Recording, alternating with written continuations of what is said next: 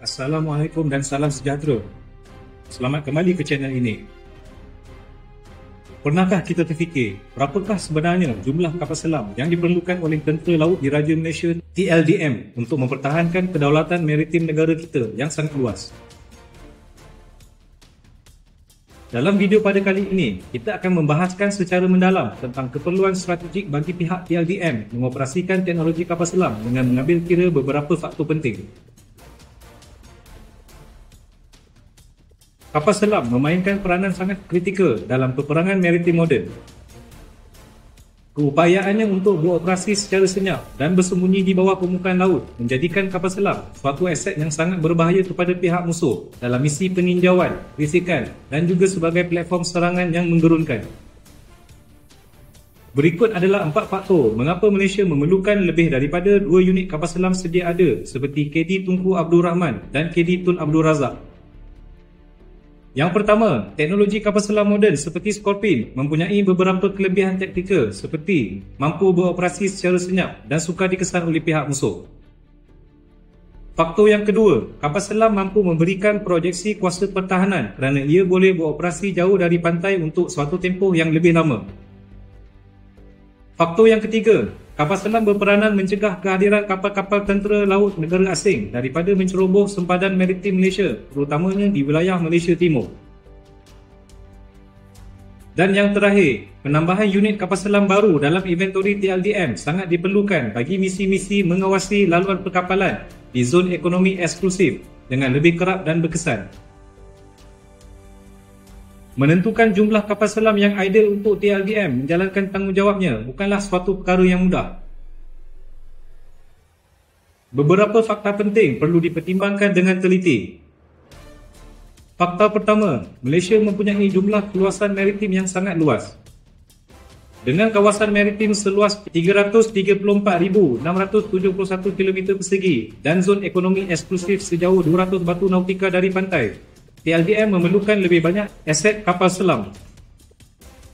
Ini termasuklah di laluan sensitif seperti Selat Melaka, Laut Cina Selatan dan wilayah Laut Malaysia Timur di Sabah. Memiliki 2 unit kapal selam Scorpene sahaja adalah sangat tidak logik jika kita lihat betapa luasnya kawasan maritim negara kita. Fakta kedua adalah ancaman di Laut Cina Selatan yang semakin memuncak. Konflik tuntutan kawasan maritim yang bertindih di antara Malaysia, Filipina, Vietnam, China dan Taiwan berpotensi untuk mencetuskan ketegangan ketenteraan. Jet-jet pejuang tentera China pernah dilaporkan menceroboh ruang udara Malaysia sehingga 70 km dari pantai Sarawak. Selain itu, kapal-kapal pengawal pantai China juga sering berlayar berhampiran kompleks galian gas dan petroleum di luar pantai Sabah dan Sarawak sehingga memaksa kerajaan Malaysia membuat bantahan diplomatik. Fakta yang ketiga, keupayaan logistik dan sumber manusia.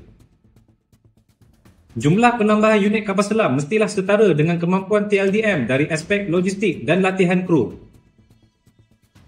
Memiliki lebih banyak kapal selam memerlukan persiapan logistik yang mencabar kerana ia adalah teknologi maritim paling canggih tetapi dalam masa yang sama juga rumit untuk dioperasikan. Dan fakta yang terakhir, kekangan perbelanjaan kerajaan. Dalam sejarah Malaysia sejak dari dahulu lagi, kewangan adalah faktor utama dalam penentuan dalam pemerolehan sesuatu aset pertahanan baru. Pihak TLDM boleh mencadangkan penambahan aset-aset pertahanan maritim yang diperlukan, tetapi kata putus akhir terletak pada tangan Kementerian Kewangan untuk diluluskan. Sebelum kita membahaskan berapa unitkah kapal selam yang perlu diperolehi oleh Malaysia, mari kita lihat jumlah bilangan kapal selam milik beberapa buah negara jiran serantau. Indonesia memiliki 4 buah kapal selam kelas Nagapasa dan Cakra bagi misi mengawasi kawasan lautnya.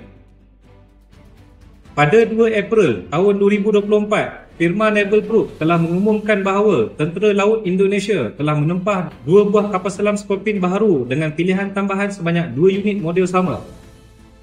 Untuk makluman, model kapal selam Scorpene Evolve yang ditempah Indonesia dilengkapi dengan kuasa bateri lithium ion untuk ia menyelam dengan lebih lama dan lebih senyap berbanding model kapal selam Scorpene yang dimiliki oleh TLDM. Singapura, sebuah negara pulau kecil di selatan Malaysia juga baru-baru ini telah membuat pengumuman bagi pemerolehan 2 unit lagi kapal selam baru tercanggih di rantau ASEAN, iaitu model Type 218SG sebagai tambahan kepada 6 unit kapal selam model sama yang sedang berada dalam inventory Tentera Laut Republik Singapura itu. Ini bermakna dalam masa terdekat ini, Singapura akan memiliki 8 unit kapal selam. Mengoperasikan 2 unit kapal selam Scorpion saja bukanlah sesuatu yang boleh dibanggakan oleh rakyat Malaysia. Ditambah pula pemerolehan KD Tunku Abdul Rahman dan KD Tun Abdul Razak pada tahun 2007 dan 2008 dahulu.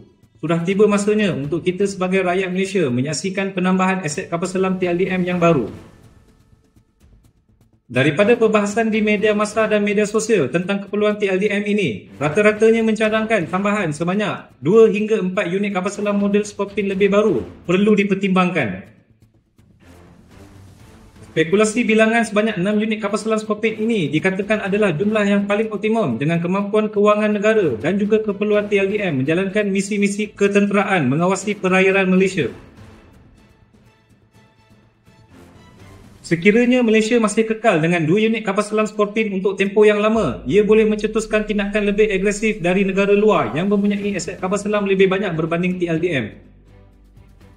Ketidakseimbangan kekuatan aset-aset ketenteraan di antara negara-negara serantau akan memberikan persepsi negatif tentang keupayaan Angkatan Tentera Malaysia ATM mempertahankan kedaulatan negara ini. Penentuan jumlah idea kapal selam untuk keperluan TLDM adalah isu yang kritikal melibatkan pertimbangan seperti kebolehan logistik dan kemampuan kewangan negara. Walaupun tiada jawapan muktamad, tetapi beberapa analisis mencadangkan penambahan secara berperingkat di antara 2 hingga 4 unit kapal selam adalah sasaran yang wajar. Apakah pendapat anda? Berapa banyakkah unit kapal selam yang diperlukan pihak TLDM dalam jangka masa 10 tahun yang akan datang? Sila tinggalkan pendapat anda di ruangan komen di bawah. Jangan lupa untuk like dan subscribe channel ini untuk lebih banyak video analisis isu-isu semasa tanah air. Terima kasih kerana menonton.